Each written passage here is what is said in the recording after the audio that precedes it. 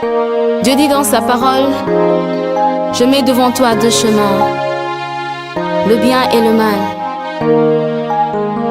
Choisis lequel tu veux suivre. Mais moi, ton Dieu, je te demanderai de suivre le bien, afin que tu vives, pour que tu vives. Oh yes, thank you. Et moi, je viens, je dis Seigneur, Garde mes yeux, je veux te suivre. Seigneur.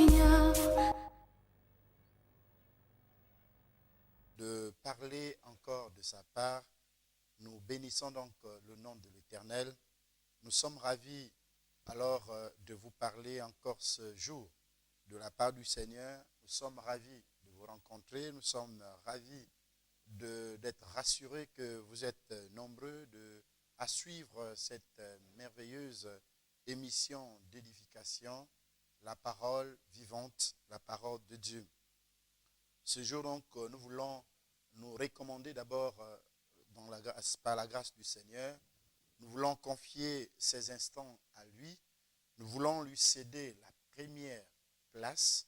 Nous voulons qu'il soit le commencement, l'Emmanuel et la fin. Raison pour laquelle je vous invite à prier avec moi. Père éternel, nous bénissons ton nom ce matin. Nous te rendons toute la gloire et l'honneur pour la grâce et la faveur que tu as donnée à chacun d'entre nous. Tu nous as permis que nous soyons ce jour comptés parmi les vivants. Tu nous as rachetés de la mort à la vie. Tu nous as rachetés, ô Dieu, des mains de l'ennemi. Et tu as fait de nous ce que nous sommes. Nous voulons te dire merci. Merci pour cette émission. Et merci pour ma soeur ou mon frère qui est en train de nous suivre. Nous déclarons des paroles de faveur. Nous déclarons des paroles de connaissance, afin que mon Père et mon Dieu, son esprit soit nourri. Il est écrit dans ta parole que l'homme ne se nourrira pas seulement du pain, mais de toute parole qui sort de la bouche de l'Éternel. Ce matin, celle ou celui qui nous suit soit nourri dans le nom de Jésus-Christ de Nazareth. Dispose alors l'esprit de tout un chacun, afin qu'au sortir de cet enseignement, qu'il y ait de retombées et de témoignages. Que la gloire te revienne, que l'honneur te revienne, au nom de Jésus-Christ de Nazareth, nous disons Amen. Alors, bien-aimés sœurs, bien-aimés frères, nous bénissons encore ce matin le nom de l'Éternel. Nous bénissons ta présence, ta constance, n'est-ce pas, de suivre cette émission qui est donc ton émission. Elle consiste à, n'est-ce pas, à former véritablement des chrétiens. Elle consiste à faire sortir les chrétiens de l'ignorance. Elle consiste à édifier. Elle consiste à instruire. Elle consiste, n'est-ce pas, à corriger tout ce qui était faute, tout ce qui était mal apprécié, n'est-ce pas, mal compris dans notre compréhension. Et ce jour, nous allons approfondir ce que nous avons commencé il y a de cela quelques jours, la prière. Et nous allons nous spécifier avec ce que moi j'appelle ici la prière d'imprécation. Peut-être c'est un mot nouveau, mais nous aurons la charge, n'est-ce pas, de vous apporter des éclaircissements sur même le mot et sur l'expression la prière d'imprécation. Alors, la prière d'imprécation, d'ailleurs, nous voulons vous faire un petit résumé en disant que nous avons parlé des prières, de la prière. La prière, c'est une communication entre l'homme et Dieu. La prière, c'est une parole qu'on adresse à Dieu. C'est une parole qu'on adresse à Dieu. La prière nous facilite, n'est-ce pas, on va dire, la prière nous met en ligne avec Dieu. La prière vise un objectif, n'est-ce pas, toucher la sensibilité de Dieu, enfin la sensibilité donc de Dieu, donc le cœur de Dieu, pour que Dieu puisse agir par sa main, pour que Dieu puisse agir par le canal de ses anges, pour que Dieu puisse agir par les canaux, n'est-ce pas, des hommes et des femmes. Parce que la réponse de Dieu pour l'homme est souvent passe par l'homme. Je veux dire quoi? Je veux dire que quelqu'un se met à prier, Seigneur, donne-moi un enfant. Seigneur, donne-moi de l'argent. Seigneur, donne-moi un travail. Et Dieu va toucher donc le cœur, par exemple, d'un chef d'entreprise, de manière à s'intéresser à ton dossier pour que tu sois embauché ou recruté dans une entreprise ou recruté dans la fonction publique. Soit il touche, n'est-ce pas, la connaissance d'un médecin et qui va l'orienter à te donner un traitement qui convient, n'est-ce pas, au problème, à ton besoin. Soit il touche, il dispose le cœur d'un autre homme ou d'un homme, d'une femme, pour que cet homme qui a des moyens ou qui a les possibilités de te donner un marché, puisse te donner un marché. C'est de cette manière que Dieu agit et Dieu résout les problèmes au quotidien des hommes et des femmes. Alors donc, c'est pas la prière lorsque Dieu, le cœur de l'homme le cœur de Dieu est touché, est rendu sensible, ben Dieu étend sa main par les relais alors de ses anges, parmi lesquels, je vous ai dit, parmi lesquels de ces anges, nous les hommes, nous sommes aussi des anges de Dieu, lorsque Dieu touche les cœurs des uns et des autres à être disposés, n'est-ce pas, en faveur des uns ou des autres. Donc, c'est par la prière que nous touchons la sensibilité de Dieu. Et nous avons dit qu'il y a différentes prières. Il y a beaucoup de prières. Et l'apôtre Paul nous dit, faites connaître à Dieu, n'est-ce pas, vos besoins par les prières. Donc, il y a différents types de prières. Et il faut donc apprendre comment prier. Et quel est ton problème, quelle est la nature, n'est-ce pas, de la prière, ou quelle est l'orientation qu'il faut donner à la prière. Si tu as un problème, par exemple, de santé, quelle est l'orientation qu'il faut donner à la prière? Parce que l'apôtre Jacques nous dit que nous demandons, nous prions, nous ne le recevons pas parce que nous demandons mal. Non seulement par des intentions, mais parce que également nous orientons mal nos prières. Imaginez que vous avez besoin du pain et que vous demandez alors de l'eau. Vous voyez? Dieu qui sait que votre besoin, ce n'est pas de l'eau, mais c'est plutôt le pain, il va regarder, il va observer. Ce n'est pas parce que vous avez en face de vous la roue d'une voiture et que vous pensez que cette voiture peut convenir, n'est-ce pas, à votre voiture. Non. Chaque voiture a des rayons de dimension, je veux dire, n'est-ce pas, de diamètre de sa roue. Donc, ce n'est pas forcément parce que j'ai une prévision et en face de moi, j'ai une roue et que ça doit marcher, ça va forcément marcher. Non, ça peut ou ne pas marcher parce que ce n'est pas parce que vous avez en face de vous une roue que cette roue convient à votre voiture. Donc, vous pouvez avoir le besoin et il faut savoir exprimer votre prière pour que votre prière aille dans le sens, n'est-ce pas, du besoin. Et donc, nous avons parlé de beaucoup de différents types de prières. Nous avons parlé de prière de la foi. Nous avons parlé de prière, n'est-ce pas, qu'on appelle ici prière d'intercession, prière d'adoration, prière d'action de grâce, prière de supplication ou encore les requêtes, prière, n'est-ce pas, de reconnaissance, prière de pardon. Et tout ça, nous voulons vraiment vous donner une connaissance, on va dire parfaite par rapport à ces différentes prières. Parce que je vous disais qu'il arrive de fois que certains qui n'ont pas compris et qui ne comprennent pas pourquoi à un moment donné, par exemple, moi qui vous parle, pourquoi lorsque je prie à Dieu et qu'il s'agit de lui demander pardon, ma voix est douce parce que je me retrouve dans une position où je dois m'humilier devant l'Éternel.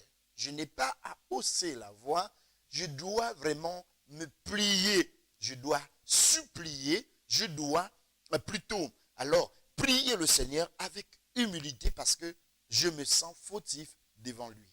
Mais il y a des prières, et lorsque j'adresse à Dieu, eh bien, j'ai une autre tonalité parce qu'en face de moi, c'est d'ailleurs ce que nous allons alors avoir la latitude de vous donner plus d'enseignements, d'explications.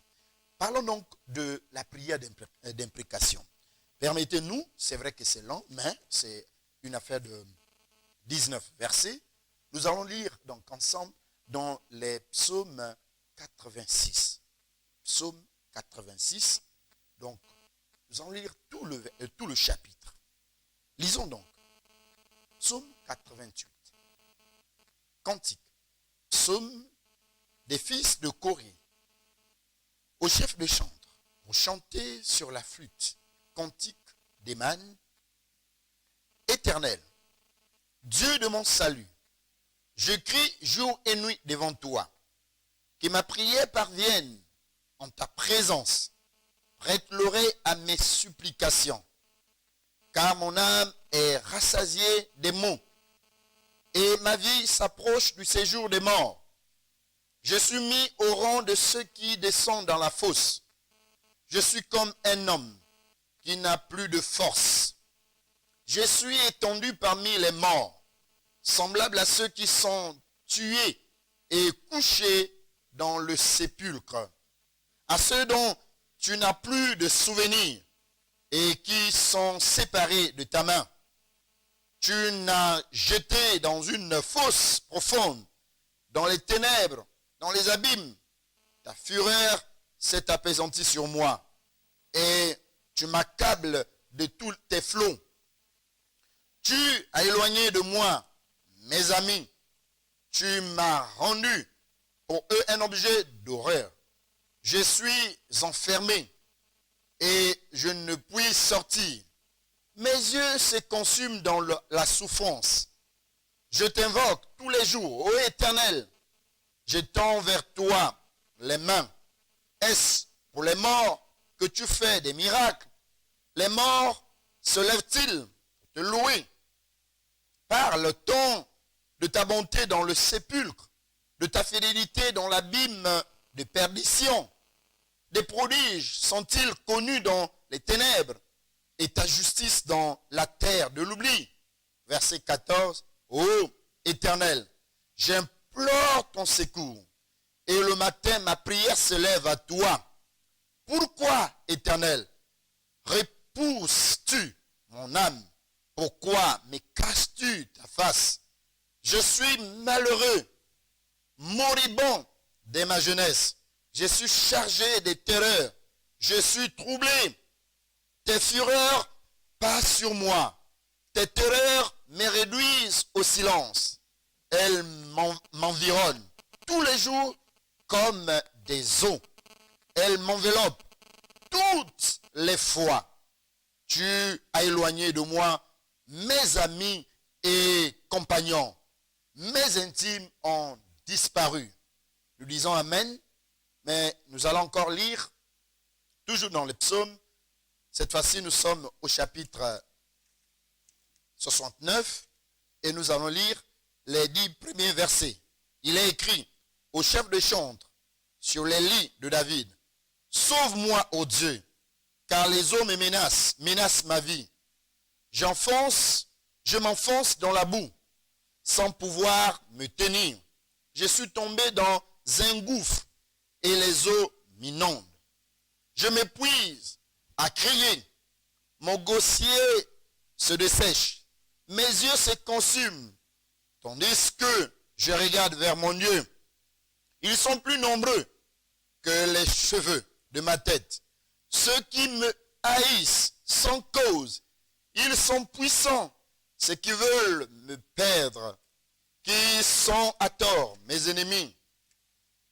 Ce que je n'ai pas dérobé, il faut que je les restitue. Ô Dieu, tu connais ma folie et mes fautes ne te sont point cachées. Que ceux qui espèrent en toi ne soient pas confondus à cause de moi. Seigneur, Éternel des armées, que ceux qui te cherchent ne soient pas dans la honte à cause de moi.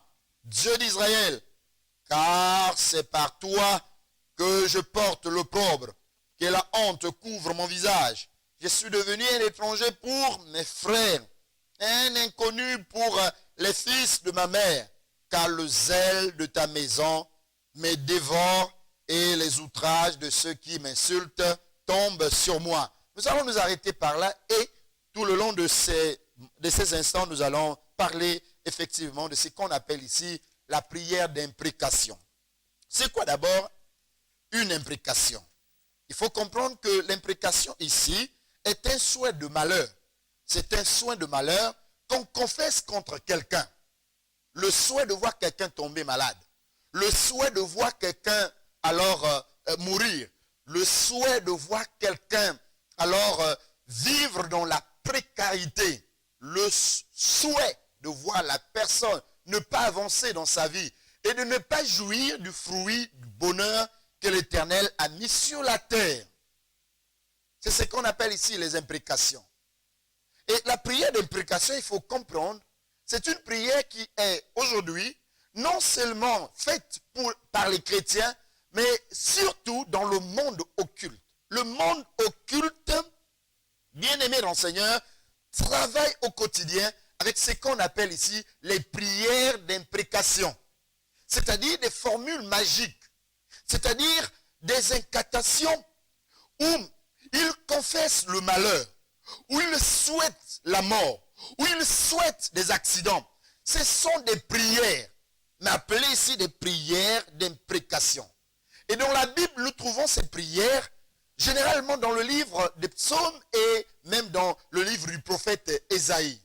Si vous pouvez aller un peu plus loin aussi, vous pouvez retrouver encore ces prières dans le livre du prophète Ézéchiel.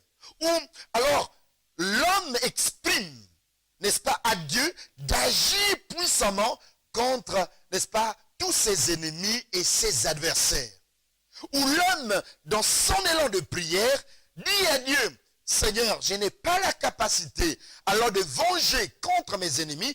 D'ailleurs, mes ennemis, je ne les connais pas, je ne le vois pas. Mais je vois leurs actions agir et influencer au quotidien ma vie.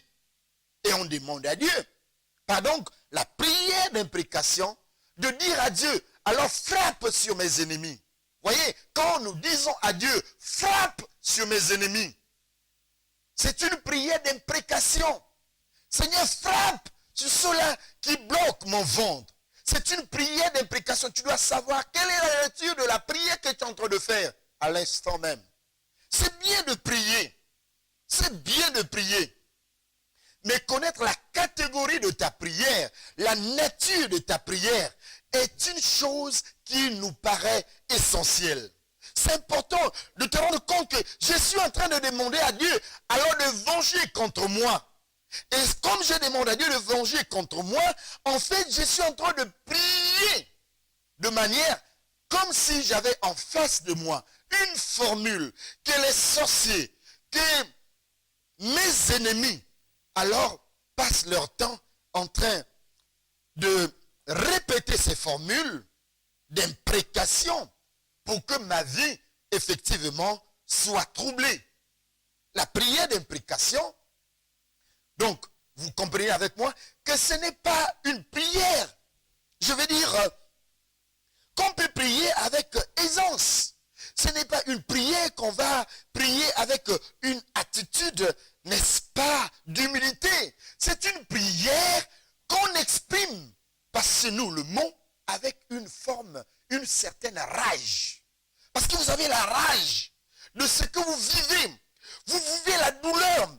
Vous sentez l'ennemi peser sur vous par ses actions. Vous sentez la main pesante de l'ennemi sur vous. Et vous, dans cet élan, n'est-ce pas, de la douleur, de la menace de l'ennemi, vous n'avez pas alors à caresser l'ennemi. Vous n'avez pas à dire avec des mots doux, Seigneur, délivre-moi, ici, là, oh Seigneur. Non! Vous n'avez pas dit, Seigneur, oh, celui qui marche sur ma maison, Seigneur, oh Dieu, chasse-le. Non, vous êtes obligé, toi qui m'écoutes, et toi qui souvent a tendance de juger l'église de réveil, en disant, mais il prie à haute voix, mais comment? Oui, ce sont des prières d'imprécation. Ce sont des prières d'imprécation. Le monde occulte passe son temps avec des prières d'imprécation. Ils disent aujourd'hui à tel endroit, dans un carrefour, alors il faut qu'il y ait un accident. Ils les répètent, ils les répètent, ils les répètent, ils les répètent avec une certaine concentration, avec une attitude qui n'est pas une attitude, n'est-ce pas, qui te donne l'envie d'observer et d'admirer. Mais une attitude qui dit, mais il est dangereux, il est furieux. Et oui, C'est cela, une prière d'imprécation. Et le monde occulte, c'est comment prier. Et souvent, je dis aux gens, attention, quand quelqu'un dit nous tous nous prions, et oui, il faut savoir quelle est la nature de sa prière. Quel genre de prière, alors cet homme ou cette femme prie. Quelle est la nature de la prière que cet homme ou cette femme prie? Oui, quel est le nom qui est glorifié pendant sa prière? Quel est le nom qui est sollicité comme secours dans sa prière? Est-ce que c'est le nom de l'Éternel des armées qui est sollicité comme secours pour pouvoir agir à ta faveur ou à sa faveur? Ou c'est le nom, n'est-ce pas, d'un autre Dieu ou du méchant qui est sollicité pour que lui, par ses méthodes ou par ses services, par ses anges, qu'il puisse alors, par ses démons, qu'il puisse te faire du mal. Mais je déclare au nom de Jésus-Christ de Nazareth que ce matin, par le nom de Jésus que je sers, j'aurai une prière. Et d'ailleurs, je veux t'apprendre qu'il faut prier. Quand vous sentez la menace de l'ennemi, même si tu ne vois pas l'ennemi, mais tu peux sentir la présence de l'ennemi par ce que tu vis. La douleur que tu vis, l'insomnie que tu traverses, tu peux réaliser qu'en réalité, là c'est l'ennemi. La main de Dieu n'est pas là. Et là, donc j'ai pris Dieu. Je sollicite, parce que nous avons dit que la prière, c'est un appel au secours de l'Éternel. La prière, c'est cet appel qu'on demande à Dieu. Seigneur, viens me secourir. Et je vous ai dit qu'il y a dans la loi des hommes, alors un grief, ou encore, si vous voulez, n'est-ce pas, je veux dire ici, il y a une loi qui dit à l'homme, qui donne à l'homme la possibilité de poursuivre son prochain si le prochain n'est pas venu à son secours. Lorsque quelqu'un se sent en danger et que la personne crie au secours, et si tu es là, tu ne viens pas au secours, n'est-ce pas, du frère ou de la sœur qui a besoin de ton secours, qui a besoin de ton aide, eh bien, franchement, le frère ou la sœur a le droit de te porter plainte. C'est un chef d'accusation. C'est réprimandé par la loi. C'est condamné par la loi. Le non-assistance. C'est condamné par la loi. Il faut assister quelqu'un. Si quelqu'un a besoin, n'est-ce pas, du secours, il faut tendre ta main pour le secourir. Ne dis pas que c'est mon ennemi. Non, on ne se dit pas bonjour. Non, s'il est en danger et qu'il a besoin, même si c'est ton ennemi, qu'il a besoin de ton secours, étends ta main et sauve-le. Peut-être par là, ça serait pour vous une occasion de vous réconcilier. La prière d'imprécation. J'aimerais dire à quelqu'un que la prière d'imprécation, c'est la prière alors qui renverse les stratégies de l'ennemi contre toi. Si tu n'apprends pas à prier avec, alors cette attitude d'imprécation, le souhait de dire à Dieu, Seigneur, ce n'est pas moi qui venge, c'est toi qui as dit, à moi la vengeance, à moi la rétribution. Seigneur, ce qui trouble mon sommeil, leur sommeil est aussi troublé dans le nom de Jésus. Je vous dis ce qui est vrai. Au nom de Jésus-Christ Nazareth, leur sommeil sera aussi troublé. Je suis dans une dimension de la prière d'imprécation. Vous allez dire, mais pasteur, nous trouvons toujours ce pasteur-là doux, comment? Non, oui, attention. C'est vrai. Moi, quand je suis dans une dimension de la prière d'imprécation, eh bien, j'explique à ceux qui me suivent, j'explique à l'auditoire, j'explique au peuple de Dieu que nous rentrons dans une dimension de prière d'imprécation où nous allons dire à ceux qui sont au pied des arbres, ceux qui sont, n'est-ce pas, au bord des chutes, qui sont en train de confesser des formules incantatoires, des formules d'imprécation, j'annule également par la puissance et la vertu du Saint-Esprit. C'est la prière d'imprécation qui renverse alors tout ce que l'ennemi peut faire contre toi. Ce n'est pas à gratter la tête. J'ai fait comment? Oh Seigneur, oh là là. Non, j'admire l'attitude de mon Seigneur. Chaque fois qu'il s'est retrouvé à une situation où il fallait passer par une prière d'imprécation, la Bible dit qu'il criait d'une voix forte. Il prenait autorité. Parce que face à un ennemi, on ne caresse pas la tête. Face à un ennemi, on se montre aussi un homme. Je ne sais pas si vous avez déjà admis que votre, je ne sais pas, quelqu'un un passant que vous ne connaissez pas et qui rentre dans votre concession, sans permission d'ailleurs, et qui commence à semer la désolation dans ta maison, dans ta concession. Alors, je ne sais pas si tu vas l'acclamer. Tu ne l'acclameras jamais. Tu prendras l'autorité, même si tu n'es pas fort. Tu dis, tu es chez moi, j'ai eu quand même une machette là, ou j'ai un petit couteau. Tu fais quoi chez moi? Et c'est ce que nous observons. Un ennemi dans ton corps, un étranger que tu n'as pas invité, un démon dans ta vie, tu ne l'as jamais invité, tu n'as jamais sollicité sa présence. Et il est en toi. Il sème la désolation dans ton corps. Il sème la désolation dans toutes tes entreprises. Et tu veux le chasser? Pardon, vas-y, je n'ai pas besoin de toi. Non. S'il rentrait poliment et que tu regardes que ces services qu'il te sollicite ne sont pas, tu n'as pas besoin de ces services, c'est tout à fait convenable que tu dises non, je n'ai pas besoin de toi, sors. Mais il rentre non seulement à ton insu, mais il sème la désolation, il sème le trouble, il sèche tout ce qui devait être alors arrosé. Et tu veux le chasser en disant sors, vas-y. Non, on prend autorité parce que je sais qu'il est rentré par moi, par une prière d'imprécation, par une formule d'imprécation, et moi également, je ne le laisserai pas. Alors, je prends la même stratégie, mais à l'opposé de sa stratégie, je le fais avec le nom de l'Éternel des armées, je le fais avec le nom de Jésus-Christ de Nazareth. Nous allons, bien aimé mon Seigneur, nous donner la possibilité de regarder d'autres versets. Pendant ce temps, la régie nous fait signe. Elle va plutôt nous faire passer cette merveilleuse mélodie que nous allons ensemble confesser avec ses bien-aimés.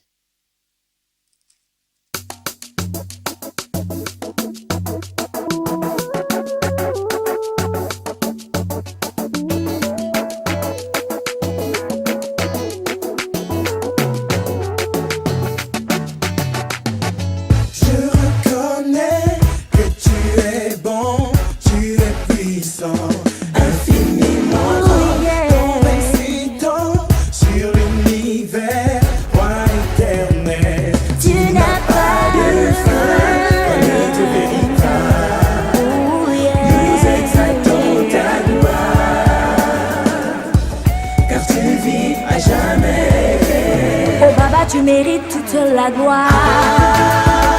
Ton ami de louer ton nom. Tu as le nom au-dessus des noms. Oh, oh, oh, yeah, yeah. Oh, Baba, you deserve all the glory. All of my days I will praise your name, God. Your holy name is above all names, God.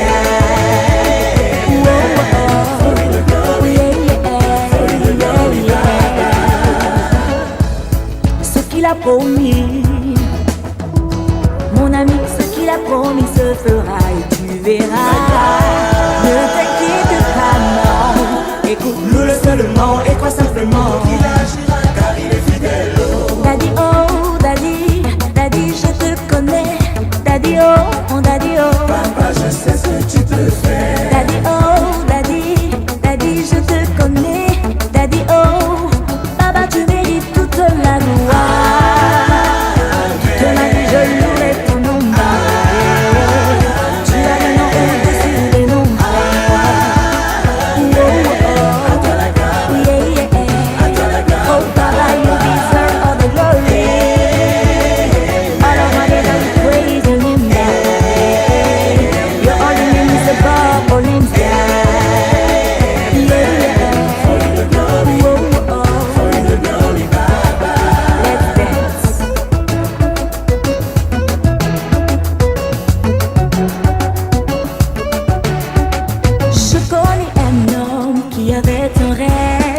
Mais par la persévérance, je l'ai vu s'accomplir.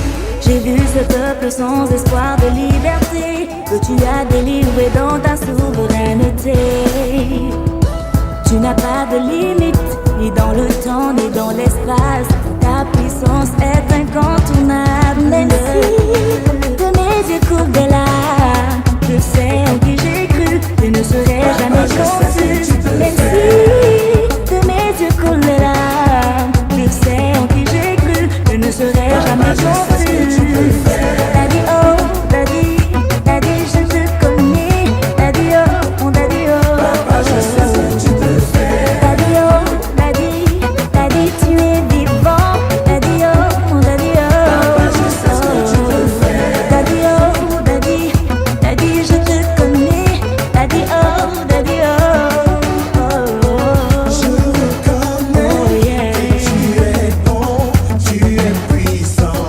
Infiniment grand. Ton existence Oh, yeah. sur l'univers, toi éternel, tu n'as pas de fin. Daddy, oh, daddy, daddy, je te connais.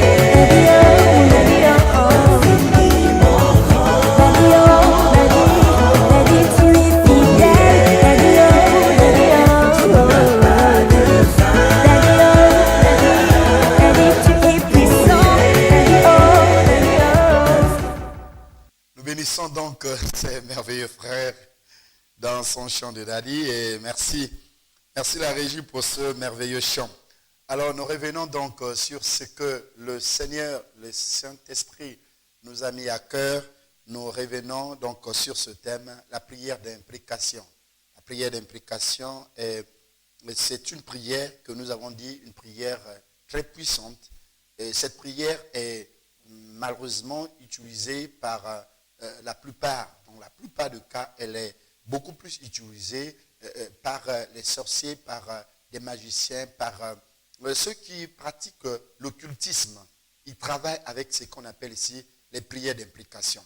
Raison pour laquelle je suis en train de te dire, raison pour laquelle j'ai rencontré beaucoup de frères et beaucoup de sœurs qui souvent me disent, Seigneur, dans leur confession, qui me disent, pasteur, excusez-moi le mot Seigneur, c'est pas ce que je devrais dire, pasteur, je suis allé voir quelqu'un qui prie, mais il prie avec les psaumes.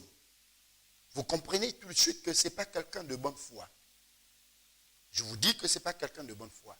Ce n'est pas parce que la personne prie avec les psaumes et que vous croyez que ce qu'il fait est normal. Ce n'est pas normal. Je vous dis que ce n'est pas normal.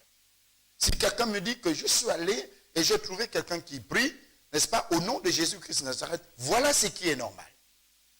Mais quand quelqu'un dit, je suis allé rencontrer quelqu'un, je ne sais pas s'il est nganga, mais en tout cas, ce qui est vrai, il a la Bible et il utilise les psaumes, ce n'est pas normal. Toi qui n'es pas enseigné, je t'apprends une bonne nouvelle, que ce n'est pas normal.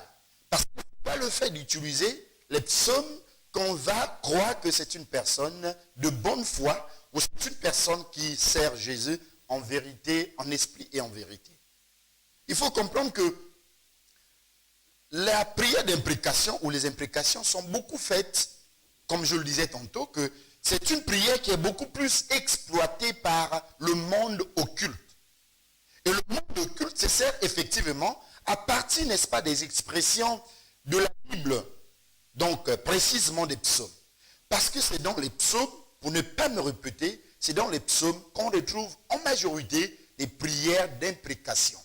Et l'ennemi qui sait inverser les choses, qui fait une photocopie, non pas conforme à l'original, mais photocopie conforme au fond, eh bien il se sert donc de la Bible, entre guillemets, des psaumes, pour faire croire, n'est-ce pas, à ceux qui sont dans l'ignorance, dont d'ailleurs la Bible décrit que son peuple périt faute de connaissance, pour le faire croire que nous prions tous le même Dieu. Écoutez, l'ennemi n'a rien fabriqué et plutôt créé. Tout ce qu'il sait, c'est de déformer ce qui a été créé par Dieu. Il n'a jamais créé. Parce que ce n'est pas un créateur. Satan n'est pas un créateur. C'est un menteur. Si on me dit que Satan a menti, oui, je vous comprendrai tout de suite. Mais dit que Satan a créé, ce n'est pas un créateur. Ce n'est pas un créateur. Et je vais même aller plus loin. Ce n'est même pas un fabricant. C'est l'homme qui est fabricant. Parce que l'homme a été créé à l'image et à la ressemblance de Dieu. Je me fais comprendre. Si Dieu a créé un oiseau, eh bien l'homme qui a été créé à l'image et à la ressemblance de Dieu, l'homme ne peut pas créer un oiseau, mais l'homme peut fabriquer un oiseau volant imitant l'oiseau naturel, que nous appelons ici cet appareil avion. Mais Satan ne peut pas ni créer ni même fabriquer. Ce qui fait quoi? Ce qui fait qu'il passe soit par les services de Dieu, que Dieu a déjà créé, et il déforme.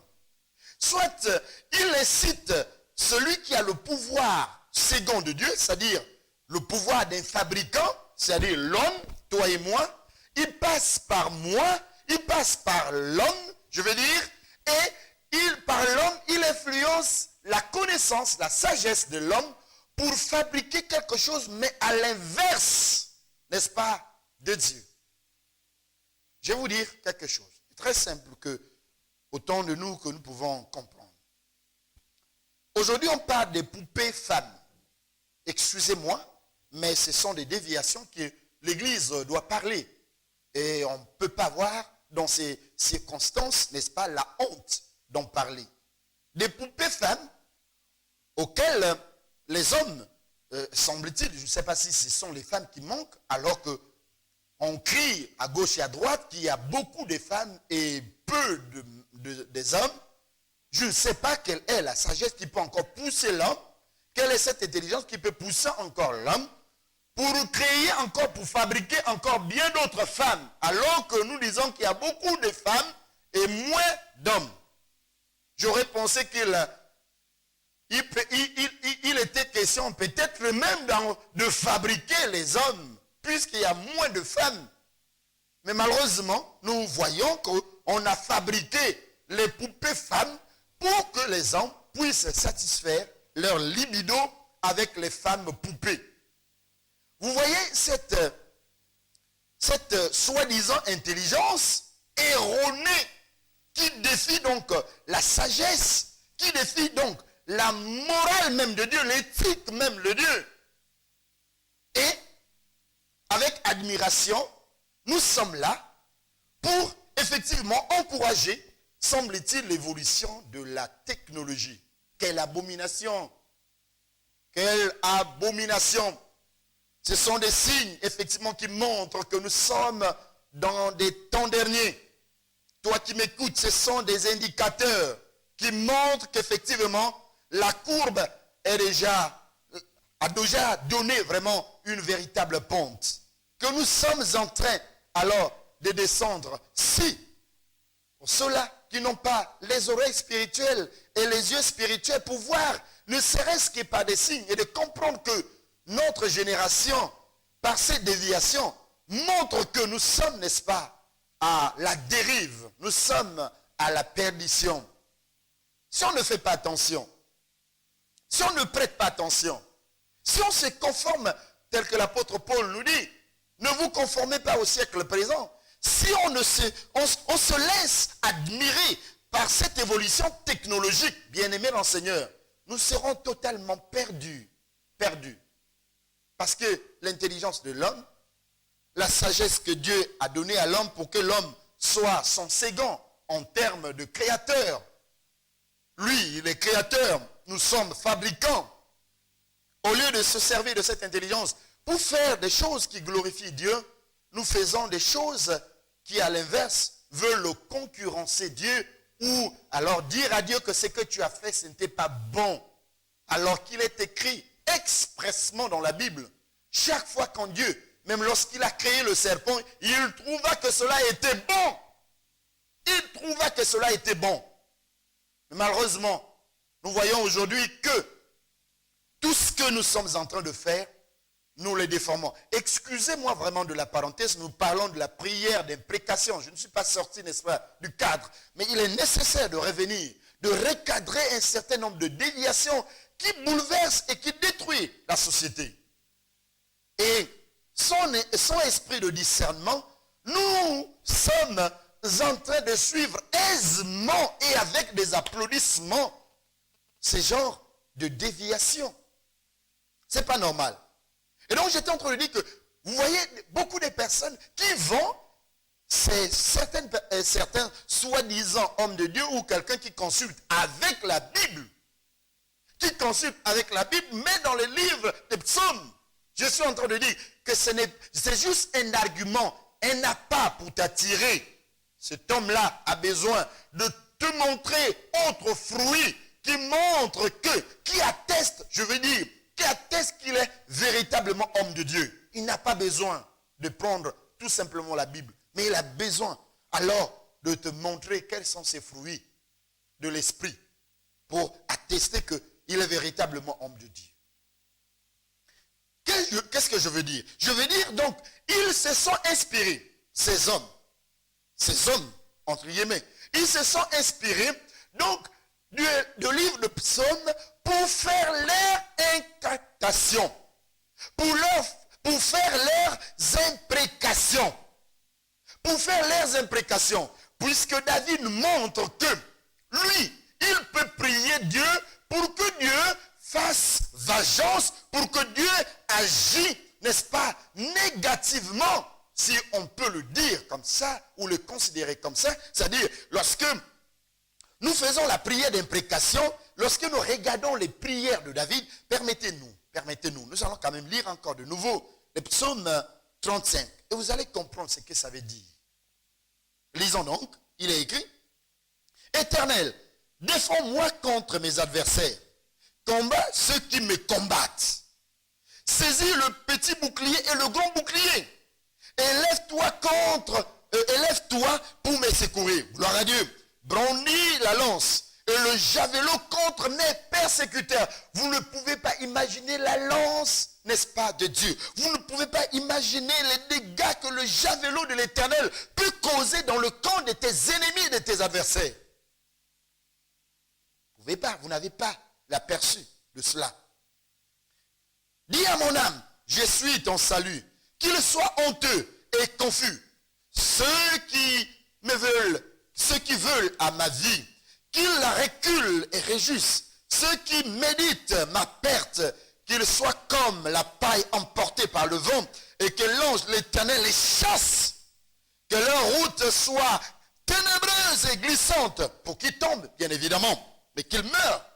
Que l'ange l'Éternel les chasse, que leur route soit ténébreuse et glissante, que l'ange l'Éternel les pourchasse, car sans cause, ils m'ont tendu leur filet sur une fosse. Sans cause, ils l'ont creusé pour m'ôter la vie, que la ruine les atteigne à l'improviste, qu'ils soient pris dans le filet, qu'ils soient tendus, qu'ils m'ont tendu autant pour moi, qu'ils tombent et périssent. Vous ne pouvez pas imaginer ce que ça veut dire. Vous n'avez pas l'aperçu d'une telle prière. Vous n'avez pas l'aperçu, vous ne pouvez pas imaginer qu'est-ce que cette prière peut faire dans le monde occulte. Surtout que le monde occulte est déjà en opposition avec Dieu. Et que celui qui prie est en parfaite collaboration avec Dieu. C'est-à-dire, il suit la voie de Dieu, les principes de Dieu. Donc ça veut dire quoi? Ça veut dire quoi? Ça veut dire tout simplement que la Bible dit que la prière du juste est exaucée. Et quand la prière du juste est exaucée, imaginez, n'est-ce pas, la lance de Dieu dans le camp de l'ennemi. Imaginez le javelot de Dieu dans le camp de l'ennemi. Imaginez le jugement de Dieu dans le camp de l'ennemi. Vous n'avez pas l'aperçu de ce que ça peut donner. Ce sont des prières d'imprécation. C'est-à-dire, on souhaite le malheur contre le frère, contre l'esprit qui agit au travers un frère ou une sœur, un père ou une mère. On souhaite un malheur. On souhaite, donc, on exprime à Dieu. On appelle, c'est-à-dire, dans la prière, on appelle Dieu d'appliquer sa justice. Et bien, sa justice, d'appliquer le jugement contre le frère, la sœur, contre un esprit. On dit à Dieu, je n'ai rien fait. Et quand Dieu regarde, effectivement, tu n'as rien fait contre cet homme ou cette femme. Seigneur, je n'ai rien fait. Seigneur, je sais que ce que je le fais pour que ton nom soit glorifié. Mais il est contre moi quand je prêche ta parole. Elle est contre moi quand je prie. Il est contre moi, Seigneur, alors que ton javelot agit dans le camp de mes ennemis. Je vous dis que cette personne ou ces personnes sont frappées par Dieu.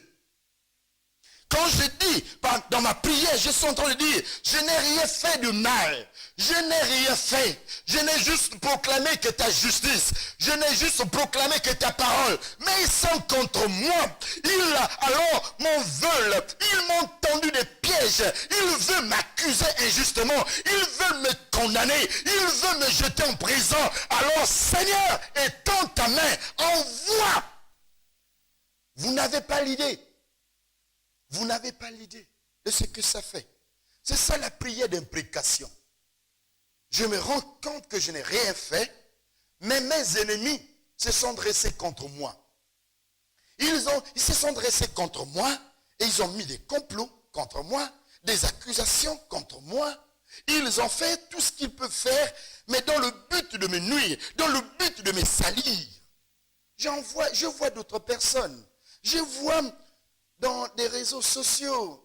J'ai cru que les réseaux sociaux pouvaient rapprocher le monde de la communication. Mais je me rends compte que les réseaux sociaux aujourd'hui sont à 95%, passez-moi l'expression, à 95% utilisés pour détruire l'âme et non pour sauver l'âme. Et on est content. On est content de Facebook.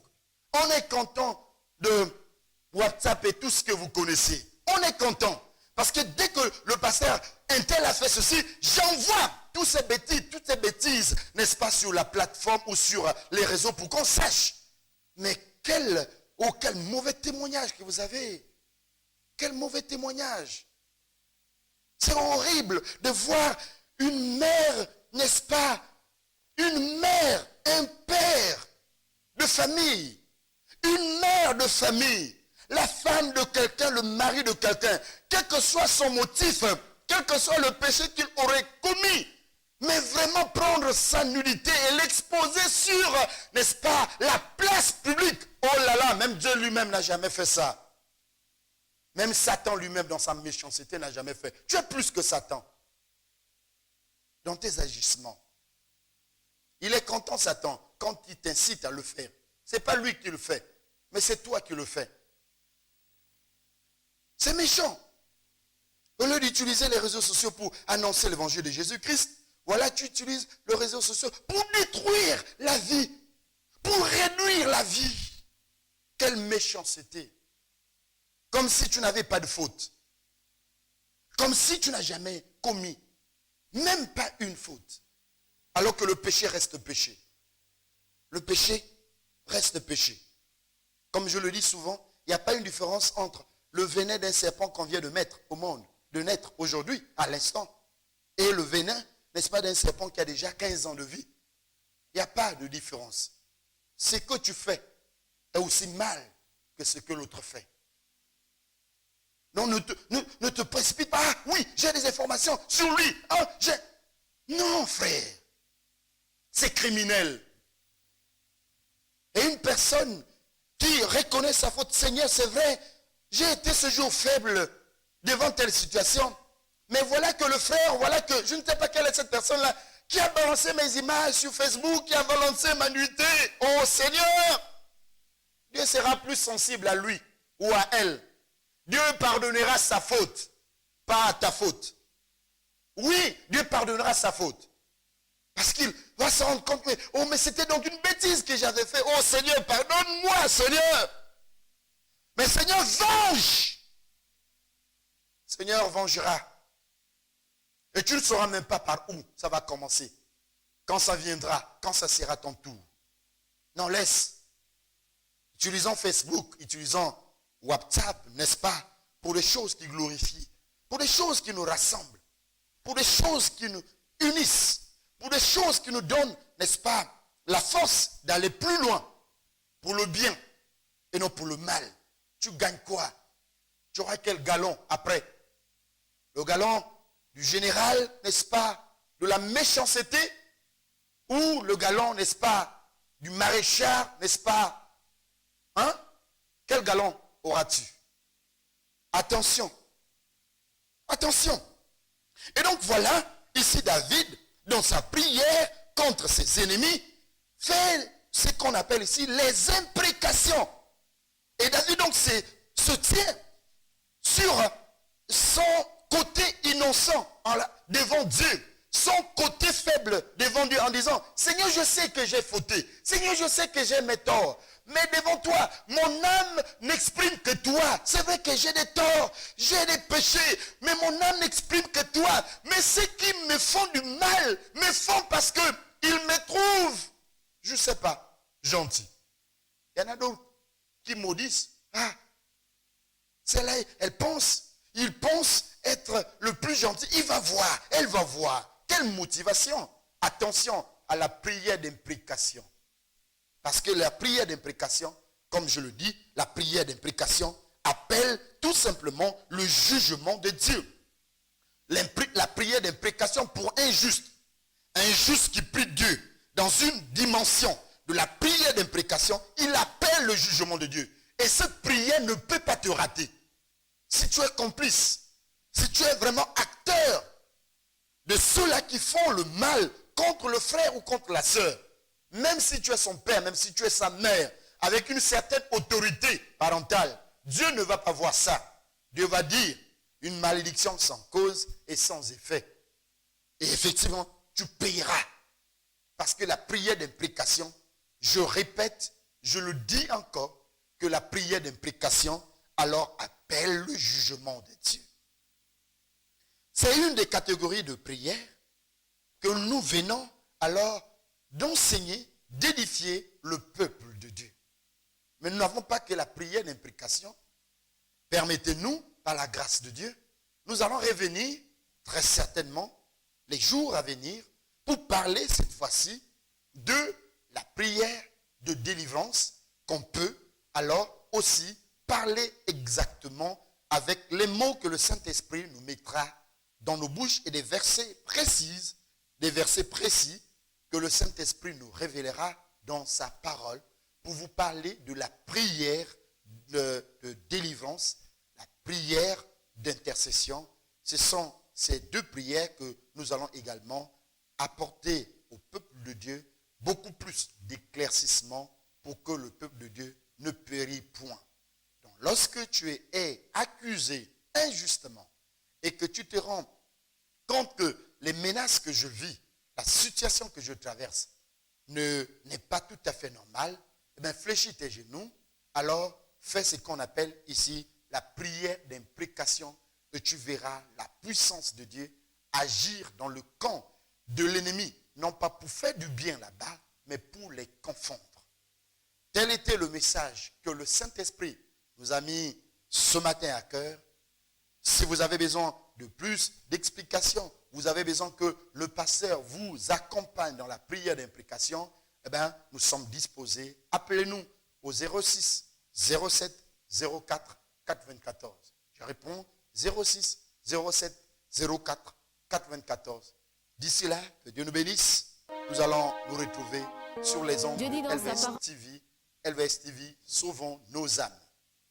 Je mets devant toi deux chemins, le bien et le mal. Choisis lequel tu veux suivre. Mais moi, ton Dieu, je te demanderai de suivre le bien, afin que tu vives, pour que tu vives. Oh yes, thank you. Et moi, je viens, je dis Seigneur, Garde mes yeux, je veux te suivre.